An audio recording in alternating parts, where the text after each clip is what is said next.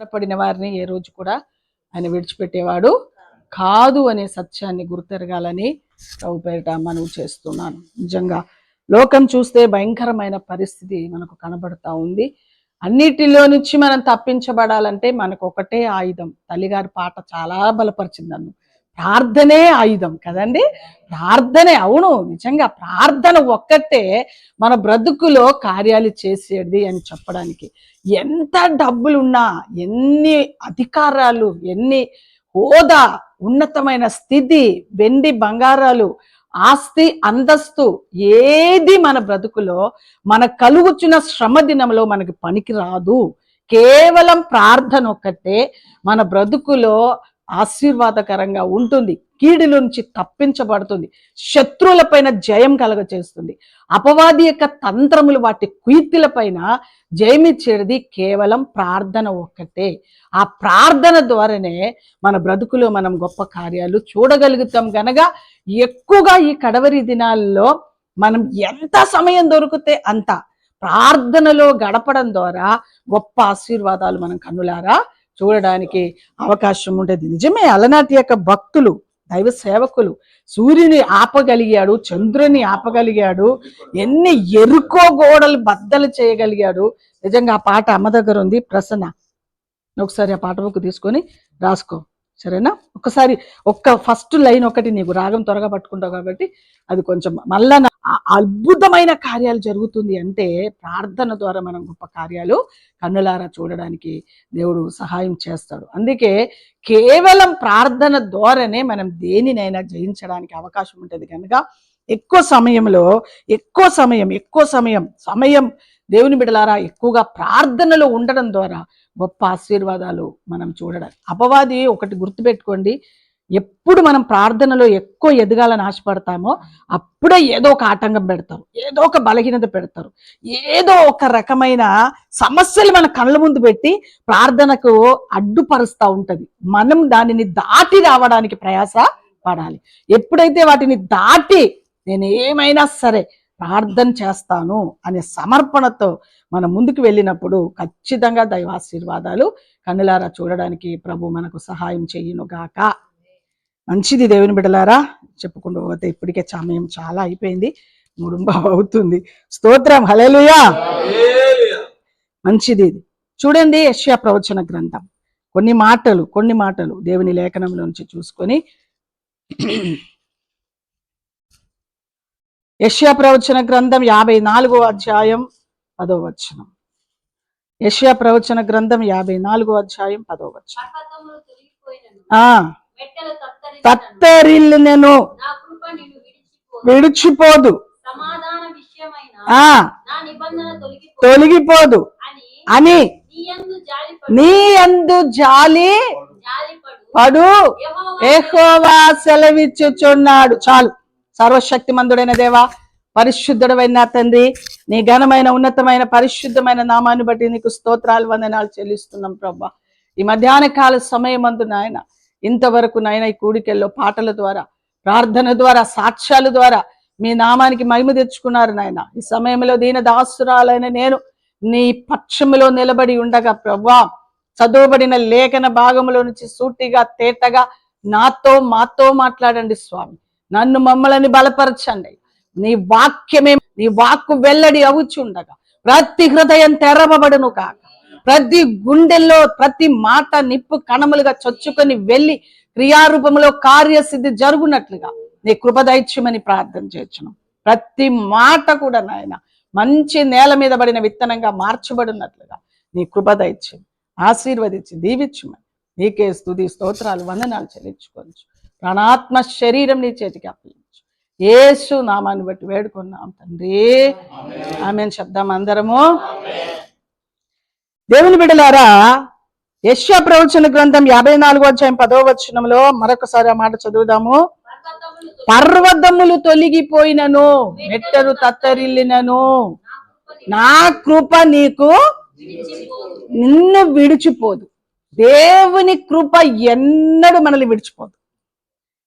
దేవుడు ఆనాటి ఇశ్రాయేలు ప్రజలతో యెషయా ప్రవక్తని లేవనెత్తి ప్రవచనం ద్వారా మాట్లాడే మాట, పర్వతములు తొలగిపోయినను, మెట్టలు తత్తరిల్లినను, నా కృప నిన్ను విడిచిపోదు. సమాధాన సంబంధమైన నా నిబంధన నీలో నుంచి తొలగిపోదు అని ఎవరు సెలవిస్తున్నాడు? నీ మీద జాలిపడి, అమ్మా నీ యందు జాలిపడి, మన యందు దేవుడు ఏం చేసేవాడు? తల్లిగారి యందు జాలిపడే దేవుడు, నా యందు జాలిపడే దేవుడు. ఉద్యోగం లేదా బిడ్డ, నీ యందు జాలిపడే దేవుడు. స్తోత్రం, హల్లెలూయా.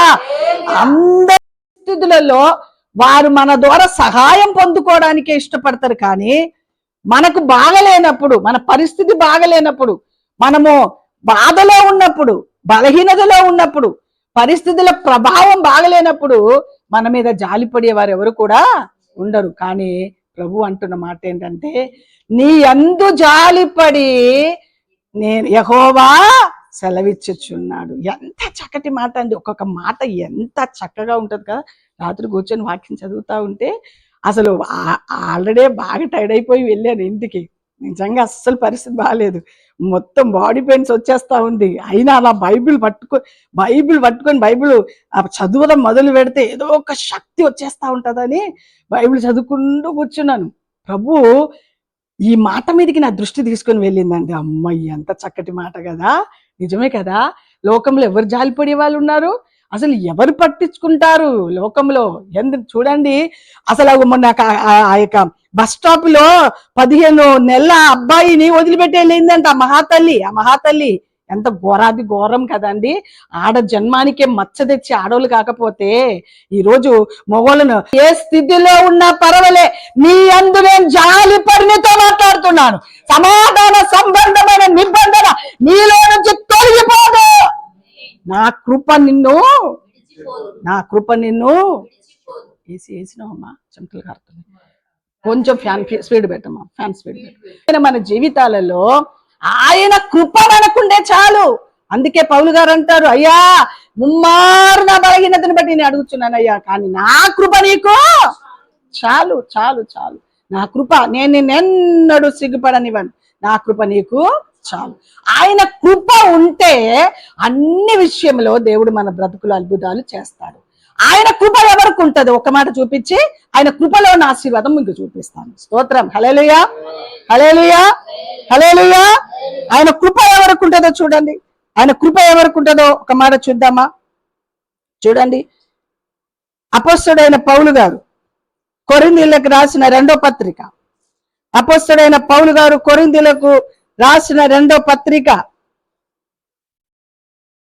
4వ అధ్యాయం 13వ వచనం. ఆయన కృప ఎవరికి ఉంటుందో ఆయన తేటగా రాశాడు అక్కడ.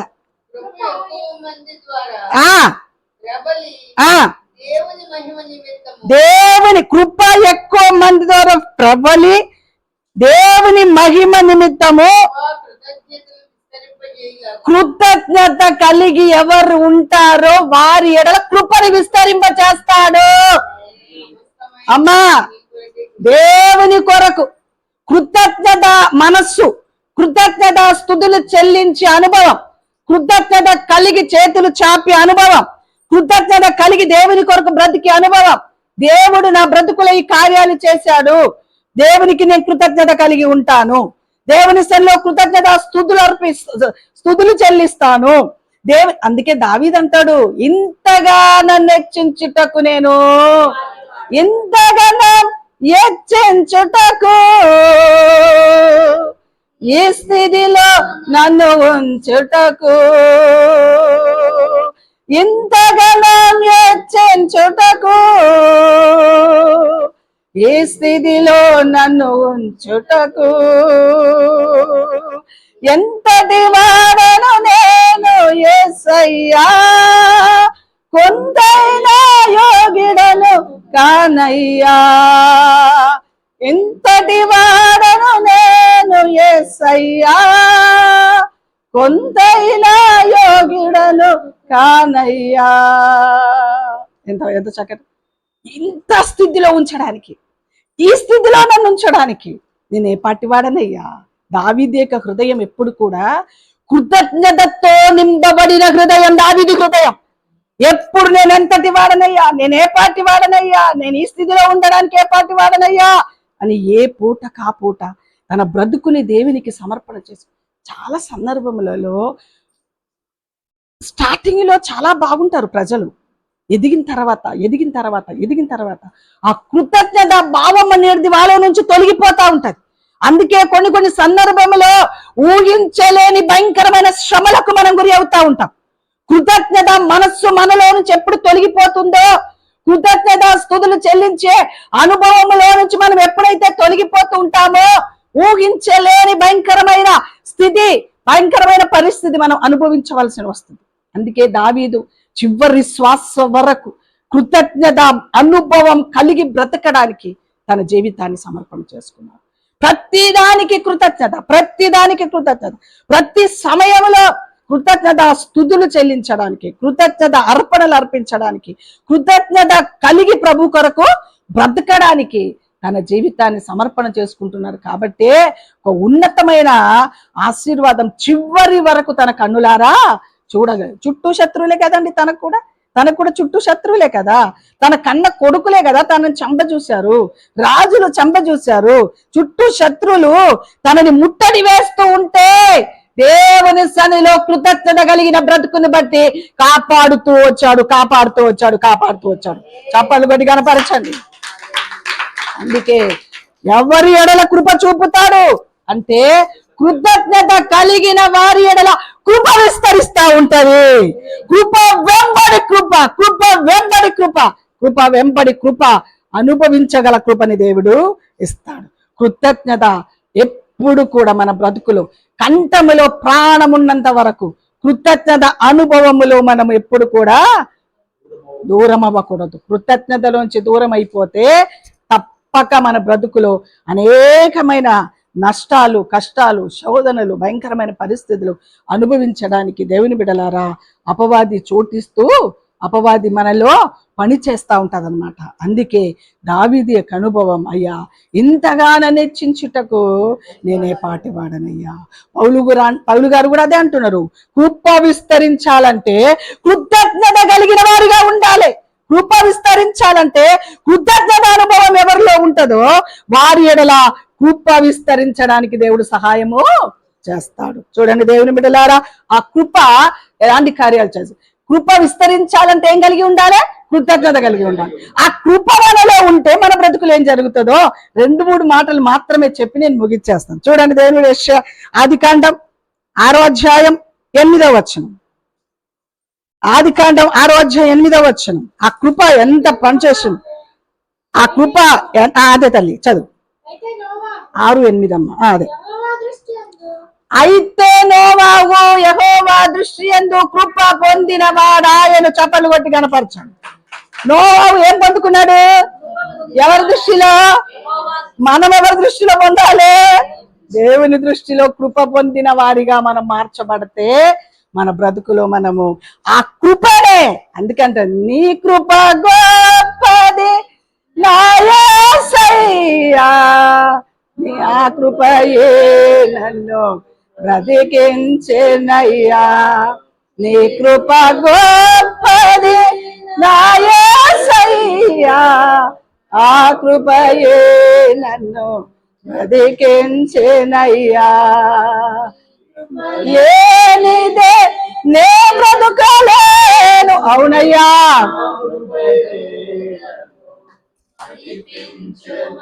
అవును అవును అవును.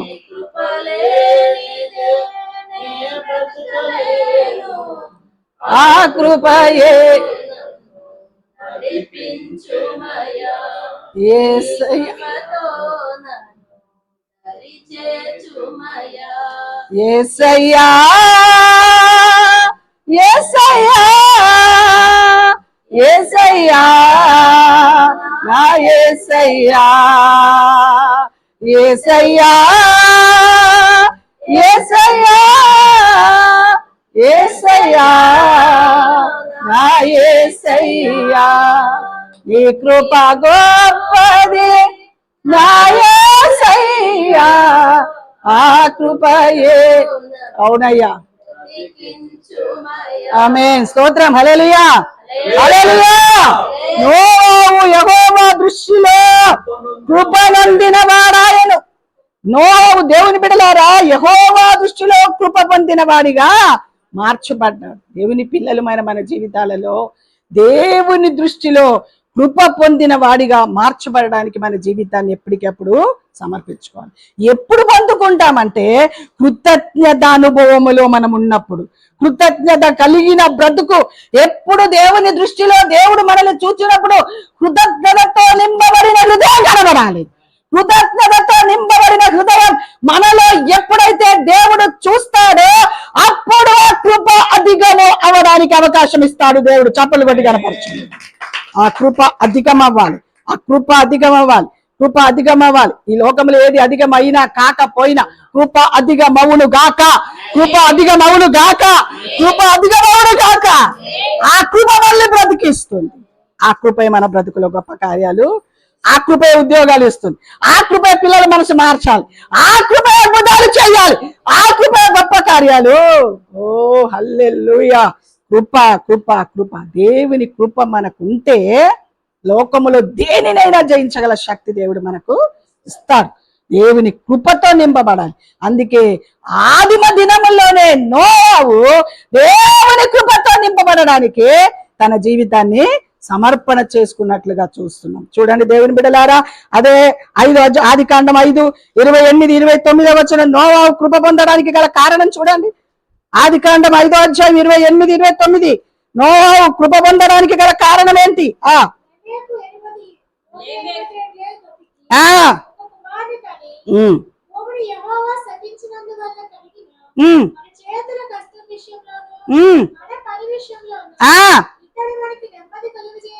నెమ్మది కలగ చేయను. కృప ఏం కలగ చేస్తుంది? చప్పలు కొట్టరా? కృప మనకు నెమ్మది కలగ చేస్తుంది. బాబా, ఆ కృపలో ఎంత ఆశీర్వాదం పెట్టాడండి. దేవుని బిడ్డలారా, నోవాహు అంటేనే నెమ్మది అని అర్థం. ఆయనకు పుట్టిన కుమారునికి నోవాహు అని పేరు పెట్టాడు. ఎందుకో తెలుసా? ఆ కుమారుని ద్వారా మాకు నెమ్మదిని కలుగ చేస్తుంది, మా కుటుంబానికి నెమ్మది కలుగుతుంది, మా ఇంటికి నెమ్మది కలుగుతుంది. ఆ యొక్క ఆశీర్వాదం దేవుని బిడ్డలారా, ఆ యొక్క చేతి కష్టానికి ఏం కలుగుతుందంట? కష్టపడిన వాటిని అనుభవించాలంటే నెమ్మది కావాలి కదండి అమ్మా. కష్టపడిన ఇప్పుడు చూడండి, తల్లిగారు ఎంత వేదన బాధ కదండి. అసలు అది నిజంగా అది వినడానికే ఎంత బాధగా ఉంటే ఆ తల్లి అనుభవించే బాధ, కన్న కొడుకు కళ్ళ ముందు ఉంటేనే పలకరియకపోతే ఎలా ఉంటుందండి పరిస్థితి కదా. ఎవరికైనా పక్కకి వెళ్ళిపోయి ఇంకా ఆ తల్లి అయినా ఆ ఇంట్లో ఉంది, నాలాంటిదైతే వెళ్ళిపోతా పక్కకు, అస్సలు చూసుకొని ఉంటాను నేను అస్సలు. ఆ తండ్రి అంటున్నాడు, నోవాహు పుట్టిన తర్వాత ఈయన ద్వారా నెమ్మది కలుగుతుందని నోవాహు అని పేరు పెట్టాడంట. చప్పలు కొట్టి కనపరచండి అన్న. ఈరోజు ఆ కృప ఆ కృప ఆ కృప పేరుకు తగినట్టుగానే నోవాహు ఏం పొందుకున్నాడు? కృపని పొందుకోడు. ఎందుకు? ఆ చదువమ్మ కిందికి మాట.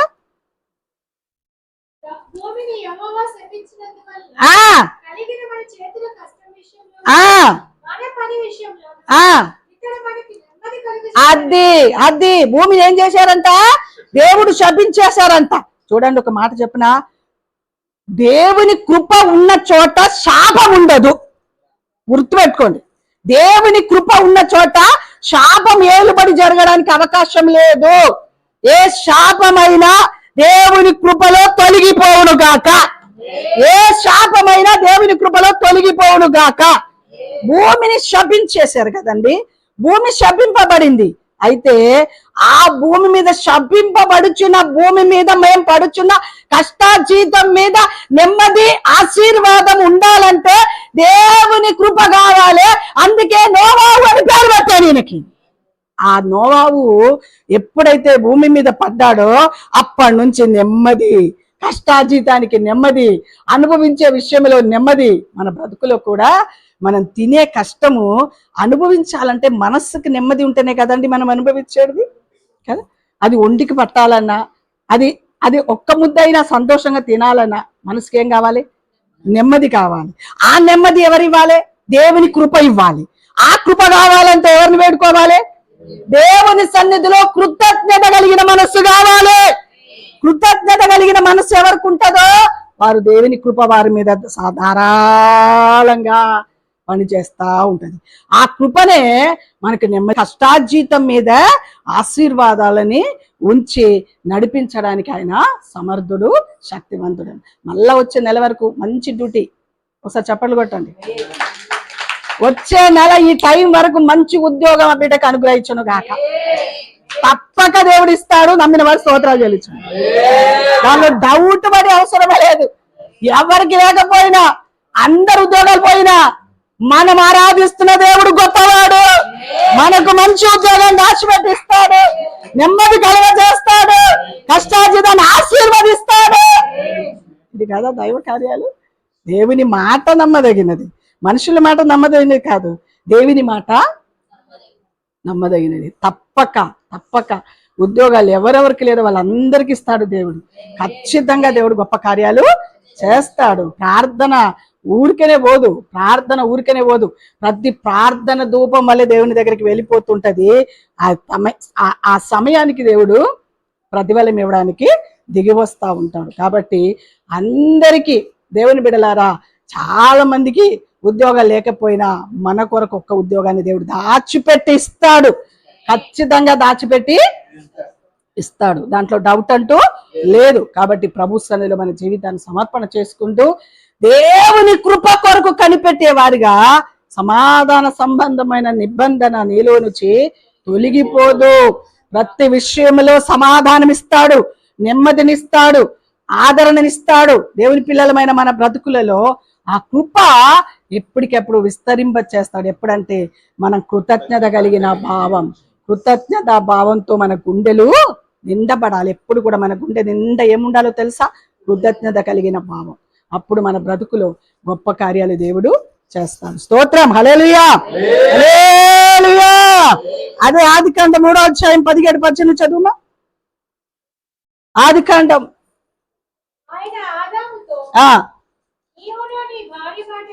ఆదికాండం 3వ అధ్యాయం 17-18 చదువు.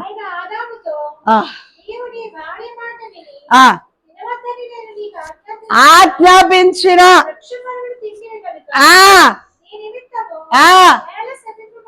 నేల ఏమైంది అంట? శపింపబడి ఉన్నదంట. ఎందుకు శపింపబడింది నేల చెప్పండి? తినకూడదు అని ఆజ్ఞ ఇచ్చిన పండు. మనం కూడా అక్కడ ఆదాము భార్య మాట విన్నాడు, మనం కూడా ఊరోళ్ళ మాటలు, అందరి మాటలు వింటాం. యేసు రక్తమే చేయి, దేవుని మాట తప్ప ఊరోళ్ళు ఏమేం చెప్తారో అన్ని మాటలు వింటున్నందుకే మన బ్రతుకులో కూడా శాపం ఏలుబడి అవుతుంది. గుర్తవుతుందా మీకు? ఆ రోజు అక్షరాల భార్య మాట విన్నారు, ఈ రోజు కూడా భార్య మాటలు విని శాపాలు ఏలుకో. ఆ సబ్జెక్ట్ నాకు వద్దు కానీ అనేకరి మాటలు వినడం ద్వారా ఈ రోజు అనేకరి మాటలు, దేవుని మాటని పక్కకు పెడతాము. ఎంత మంది ఎన్ని మాటలు మాట్లాడితే అన్ని చెవులో పెడతాం మనం. అందుకే ఎప్పుడు కూడా మంది మాటలకు ఎప్పుడు చెవిపెట్టద్దు. బైబిల్ చదవాలే, ప్రార్థన చేయాలి. బైబిల్ చదవాలే, ప్రార్థన చేయాలి. బైబిల్ చదవాలే, ప్రార్థన చేయాలి. అప్పుడు దేవుడు మెల్లనైన స్వరంతో మనతో మాట్లాడును గాక. అప్పుడు కృప విస్తరింపబడును గాక. అప్పుడు నెమ్మది కలుగును గాక. అప్పుడు గొప్ప ఆశీర్వాదాలు మన కన్నులారా చూస్తాం. అక్కడ అక్షరాల దేవుడే ఆదాంతో చెప్తున్నాడు, బాబా నేను మంచిగా ఈ తోటలు పెట్టాను. అసలు నన్ను అడిగితే వాళ్ళు పుట్టక మునిపే తోటను సృష్టించాడు దేవుడు. మనం కూడా పుట్టక మునిపే మనకు కావాల్సింది అన్ని పుట్టించాడా? ఏ పండ్లు కావాలంటే మనం ఏమన్నా పండించుకొని తింటున్నావా?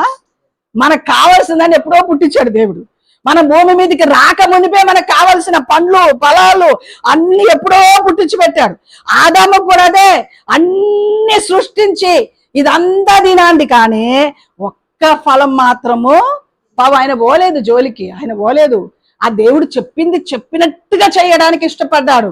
కానీ ఉందిగా మహాతల్లి, ఈ మహాతల్లి ఉంది కదా, ఆ మహాతల్లి దేవుని బిడ్డలారా ఎప్పుడైతే సాతాను మాటకి లోబడిందో ఆమె తినడం కాదు, తన భర్త కూడా ఇచ్చినందుకు ఆ ఏదేను వనములోనొచ్చి శ్రేష్టకరమైన ఆ ఏదేను వనములో జీవిస్తున్న ఆ జీవితంలో నుంచి బయటికి వెళ్ళగొట్టబడడానికి అవకాశం కలిగి ఈరోజు కూడా ఆశీర్వాదాలన్నీ మన బ్రతుకులో తొలగిపోవడానికి గల కారణం ఏంటంటే దేవుని మాట తక్కువ వింటాము, మంది మాట ఎక్కువ వింటాం. ఇది గుర్తుపెట్టుకోండి. ఎవ్వరు ఎన్ని అన్నా మనం వినే అవసరం లేదు. కృప మనకు విస్తరించాలంటే మనం దేవుని మాటకు లోబడాలి. దేవుడు చెప్పిన మాటకు లోబడి మనం ముందుకు వెళ్ళడం ద్వారా తప్పక ఎక్కువగా దేవుని సన్నిధిలో కృతజ్ఞత కలిగిన అనుభవం కలిగి ఉండడానికి అవకాశం ఉంటది. ఆ కృప ఏం చేస్తుందంటే కృతజ్ఞత ద్వారా విస్తరిస్తా ఉంటది. మన చేతుల పళ్ళ మీద, మన పిల్లల చదువుల మీద, మన భర్తల మీద, మన కుటుంబం మీద అన్నీ కూడా కృప విస్తరించడానికి అవకాశం ఉంటది. ఆ కృపనే మనకు నెమ్మది కలగ చేస్తుంది. ఆ కృపనే మన కష్టాజీతం నెమ్మదిగా అనుభవించేటట్టుగా చేస్తారు. ఆ కృపనే మన బ్రతుకులో శ్రేష్టకరమైన ఆశీర్వాదం పొందుకోవడానికి వెళ్ళగొట్టబడ్డారా? మంది మాట వింటే ఏమవుతుందో తెలుసా? ఆశీర్వాదం తొలగిపోవడానికి అవకాశం ఉంటది. అందుకే శాపం, ఎక్కడ శాపం అండి? మాట వినడం ద్వారా. గుర్తుపెట్టుకోండి, వాళ్ళ మాటలు, వీళ్ళ మాటలు, 10 మంది మాటలు వినడం ద్వారా మన బ్రతుకులో శాపం ఏలుబడి జరుగుతుంది మన ఇంట్లో. మనం ఎవరి మాట వినాలి? ఆదాము దేవుని మాట వినడానికి ఇష్టపడ్డారు, కానీ ఆ తల్లి మహాతల్లి మాట వినందుకు శాపానికి గురి అయిపోయారు. అర్థమవుతుందండి? ఈ రోజు కూడా అంతే. శాపం ఎలా వస్తుంది మన ఇండ్లకంటే వాళ్ళ మాట వీళ్ళ మాట 10 మంది మాట వింటే పనికి రాకుండా. అందుకే నేను ఎక్కువగా ఎవరితో సహవాసం చేయను. దేవునితో సహవాసం, చర్చిలో దేవుడు, బైబిల్, ప్రార్థన, ఈ చుట్టా తిరుగుతుంది నాదంతా. ఇదంతా ఇదే దేవుని బిడ్డలారా. అందుకే ప్రతి విషయంలో దేవుని సన్నిధిలో పెట్టి ప్రార్థన చెయ్యడం ద్వారా ప్రభు ఆ శాపములో నుంచి మనకు విడుదల ఇస్తాం. ఇప్పటి నుంచి అయినా మన బ్రతుకులో అందరి మాట వినకూడదు. మనం ఏ పనికిరాని వాళ్ళ మాటలు మనకు అనవసరం. మన దేవుడు మనకు కృపని విస్తరింప చేయను గాక, మనకి నెమ్మది కలగ చేయను గాక, మన కష్టార్జితం నెమ్మదిగా అనుభవించగల కృప దేవుడు అనుగ్రహించును గాక, శాపము నుండి కలుగును గాక. పనికిరాని వారి మాటలు వినడం ద్వారా ఆ తల్లి అదే ఏదైనా తోటలో వినొద్దు, చెయ్యొద్దు, తినొద్దు, ముట్టొద్దు, ఆ చోటుకి వెళ్ళొద్దు, ఆ పండు నీకొద్దు అంటే ఆ పండే కావాలి. అపవాది మాటకు ఈరోజు కూడా లోకస్తులు అపవాది మాటలు మనల్ని విశ్వాసములో నుంచి, ప్రార్థనల నుంచి, సహవాసముల నుంచి, దైవ కార్యాల నుంచి తొలగించడానికి అనేక రకాలైన పనికిరాని మాటలు మన చెవులో మనం వాటిని వినడం ద్వారా శాపం అనుభవించవలసిన పరిస్థితి. ఊరికనే రాదమ్మా శాపాలు, ఉట్టిగానే రాదు శాపాలు అమ్మా. అందుకే నెహెమ్యా అంటాడు కదా, అయ్యా నా పాపములు, మా పితరుల పాపములను క్షమించయ్యా అని దేవుని సన్నిలో నెహెమ్యా గొప్ప ప్రార్థనా పరుడు. దేవుని సన్నిలో ప్రార్థన చేయడానికి ఇష్టపడతాడు. ఎందుకంటే వాళ్ళ మాట వీళ్ళ మాట వినడం ద్వారా శాపం కలుగుతుంది ఆయనకు కూడా బాగా తెలుసు. అందుకే దేవుని సన్నిధిలో శాపకరమైనది ఏది మాలో ఉండకూడదు ప్రభువా.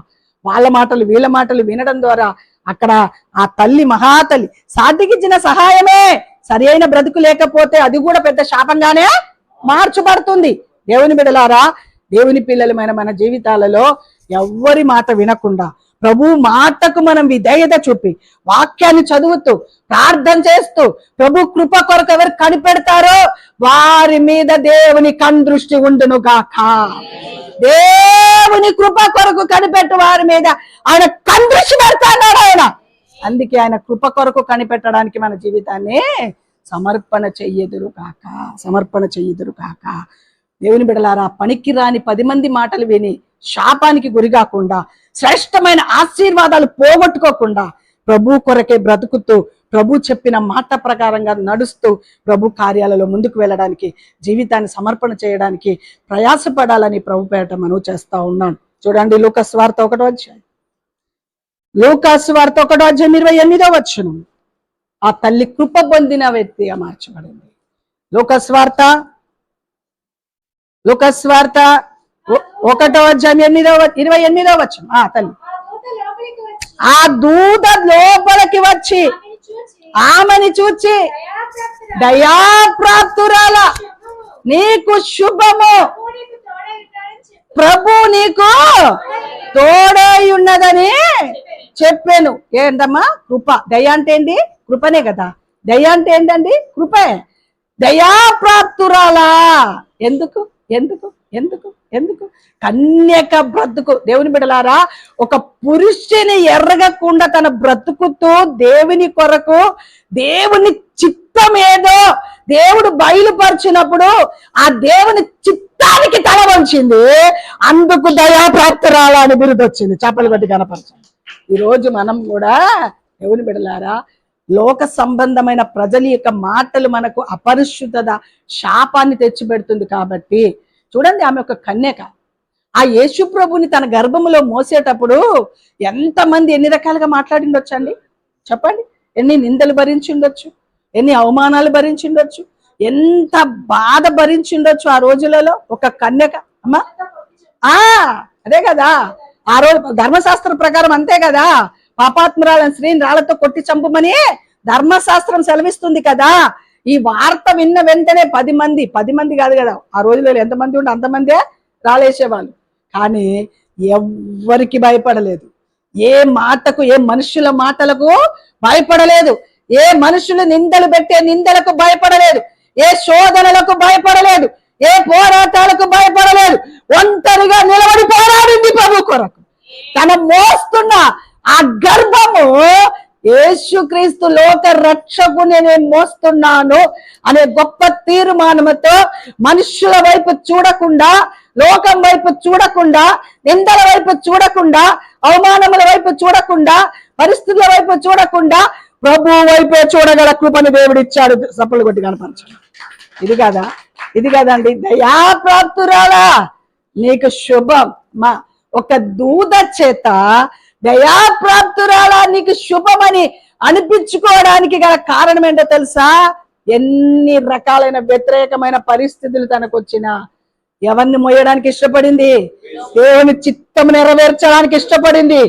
దేవుని చిత్తానికి తల వంచింది. ఈరోజు మనం దేవుని చిత్తానికి తల వంచితే ఖచ్చితంగా దేవుని కృపకు మనం పాత్రులుగా మార్చబడదురుగాక.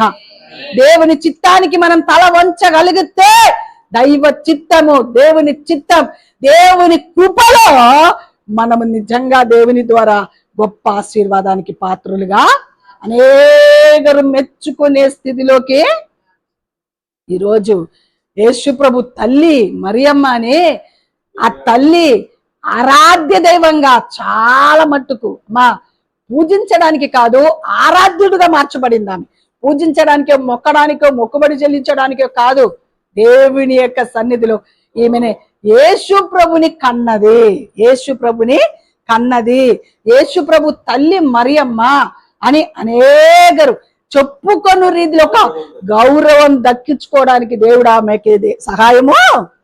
ఎవరు చూసినా మరియమ్మ అంటే ఎవరు అంటే యేసు ప్రభు తల్లి అని చెప్పుకోవడానికి, ఆ క్రీస్తుని మోసిన తల్లిగా, ఆ ఉన్నతమైన ఒక విలువైన బ్రతుకు, ఒక ఘనత పొందిన వ్యక్తిగా ఆ తల్లి మార్చబడడానికి గల కారణం ఏంటో తెలుసా? యవ్వన దశలోనే దేవుని చిత్తానికి లోబడింది. దేవుని చిత్తం నెరవేర్చడానికి తల వంచింది. నిందల వైపు చూడలే, అవమానముల వైపు చూడలే, శోధన వైపు చూడలే, 10 మంది మాటకు దేవుని బిడ్డ లోబడలేదు. దేవుని వైపే చూసింది, దేవుని కొరకే బ్రతికింది. లోక రక్షకుని భూమి మీదికి తీసుకొచ్చే కారకురాలుగా మార్చబడింది. అందుకే దేవుని దయకు ప్రాప్తురాలుగా. అదండి, మనం మంది వైపు చూసినంత వరకు, మనుషుల మాట వినినంత వరకు శాపాలే తప్ప దేవుని బిడలారా ఏ విధమైన ఆశీర్వాదాలు మనం పొందుకోలేము. దేవుని సన్నిధిలో ఎప్పుడైతే మన బ్రతుకుని దేవుని చేతుల్లోకి అప్పచెప్పుకొని శిరస్సు వంచి, అయ్యా నీ చిత్తమే నా ఎడల నెరవేర్చబడను కాక, నీ చిత్తమే నెరవేర్చబడను గాక, నీ ఉద్దేశమే నెరవేర్చబడను గాక, నీ కార్యమే నా బ్రతుకులో జరుగును గాక అని ఎప్పుడైతే మన బ్రతుకుని దేవుని చేతిలోకి అప్పచెప్తామో, ఆయన దయకు మనం ప్రాప్తులుగా మార్చబడను గాక, ఆయన కృపకు ప్రాప్తులుగా మార్చబడను గాక. ఒక ఉన్నతమైన ఆశీర్వాదము లోకములో మనం పొందుకొని అనేకరి చేత చెప్పుకొనుదగు రీతిలో మన బ్రతుకుదురుగాక. ఒకటి మాత్రం మీకు చెప్తానే, లోకములో నీకు ఆస్తి ఎంత ఉందని అడగడు దేవుడు, నువ్వు ఎంత భక్తిలో ఉన్నావని అడుగుతాడు దేవుడు. ఎంత ప్రభు కొరకు బ్రతుకుతున్నావా అని అడుగుతాడు దేవుడు. నువ్వు 2 అంతస్తులు కట్టావా 3 అంతస్తులు కట్టావా అని అడగడు దేవుడు. నువ్వు ఎంత ప్రార్థన చేస్తున్నావా అని అడుగుతావు దేవుడు. ఎంత భక్తిలో ఉన్నావా అని అడుగుతావు. ఎంత ప్రార్థన చేసి ఎంతమంది కొరకు సాక్షిగా ఉండి ఎంతమందిని దేవుని రాజ్యం కొరకు సిద్ధపరుస్తున్నావమ్మా అని అడుగుతాడు దేవుడు.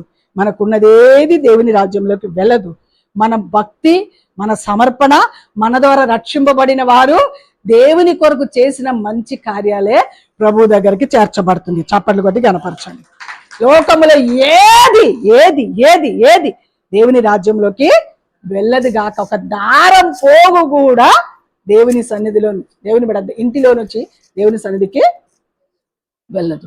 వెళ్ళేదల్లా భక్తి, ప్రార్థన, దేవుని సన్నిధిలో అనేకరి కొరకు దేవుని బిడ్డ సాక్ష్యం ఇచ్చి దేవుని కొరకు సంపాదించిన ఆత్మలు. అవ్వా ఇన్ని సంవత్సరాలు ఆయుష్ ఇచ్చావయ్యా, ఇదిగో ఇన్ని సంవత్సరాల ఆయుష్లో కొన్ని సంవత్సరాలు నా కుటుంబం కొరకు వాడుకున్నానయ్యా, కొన్ని సంవత్సరాలు నా ఉద్యోగం కొరకు వాడుకున్నానయ్యా, కొన్ని సంవత్సరాలు మా జీవితం కొరకు వాడుకున్నాను. ఈ కొన్ని సంవత్సరాలైనా నీ కొరకు నేను వాడబడతానయ్యా, కొంతమందినైనా నీ కొరకు సంపాదిస్తానయ్యా, నీ కొరకు నిలబెడతానయ్యా. పరలోక రాజ్యములో నేను నిన్ను భూమి మీద పుట్టించాను, రక్షణ ఇచ్చాను, నీ కొరకు నేను ఎన్నో సమకూర్చాను, నా కొరకు నువ్వు ఏం చేసావంటే ఏం చెప్తావు? ఇప్పుడే ఈ క్షణమే ప్రశ్న వేశాడు అనుకోండి దేవుడు, ఏం చెప్తానమ్మా? దేవుని దగ్గర కూర్చొని ప్రార్థన చేయి, అనేక ఆత్మలు రక్షింపబడాలి, మాలాంటి వాళ్ళు వాడబడాలి, ఏసు రక్తమే చేయి. అదే దేవుడు నీకు ఇచ్చిన తలాంతులు. నువ్వు పిల్లల విషయాలని మైండ్లో పడేయాలి అంతే. ఇప్పటి నుంచి మైండ్లో ఉంచొద్దు, ఏవి ఉంచొద్దు, ఏవి నీ మనసులో గాని తలంపులో గాని ఉండద్దు.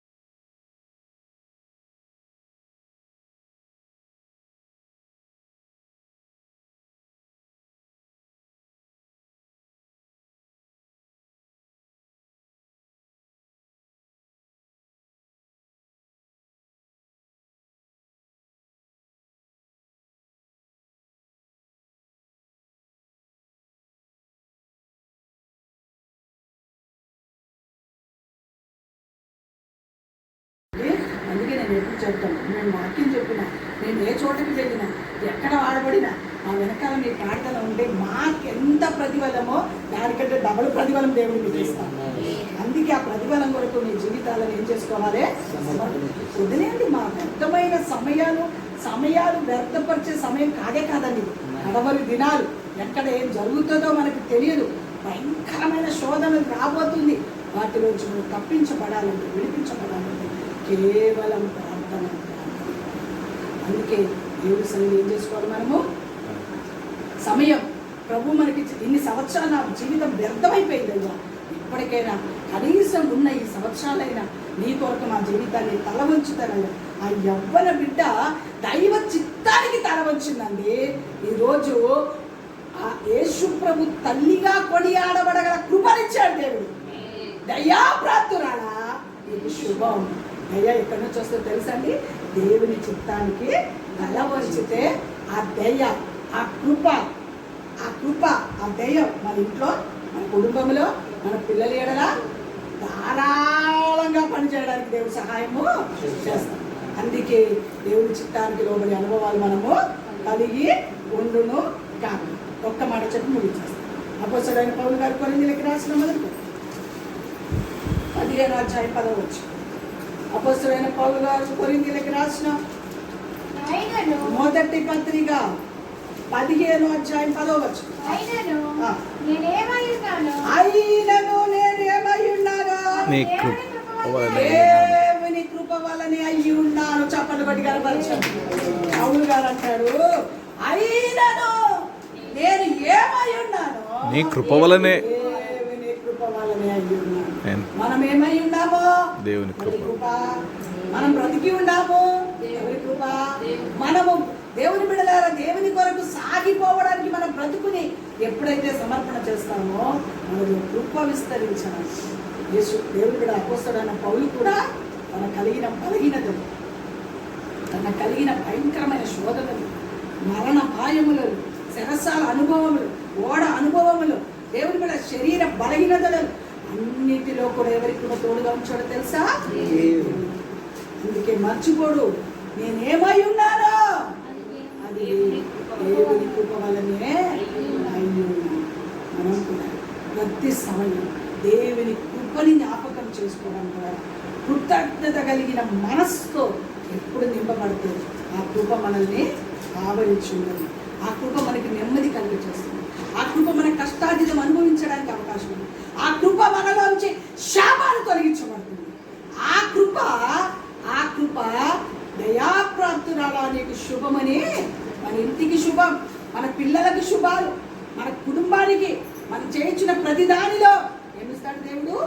శుభం శుభం శుభం శుభం. అతి అనుభవం దేవుడు. అందుకే అవసరం నేను ఏమై ఉన్నాను, నా దేవుని కృప వలనే ఉన్నాను. మన భక్తులు కూడా మనం ప్రతి అనుభవంలో జీవితాన్ని సమర్పణ చెయ్యదు కాక ప్రతి మాట మన వినికిడిలో దేవుడు ఆశీర్వదించి దీవించను కాక దేవుడు మనం జీవించు.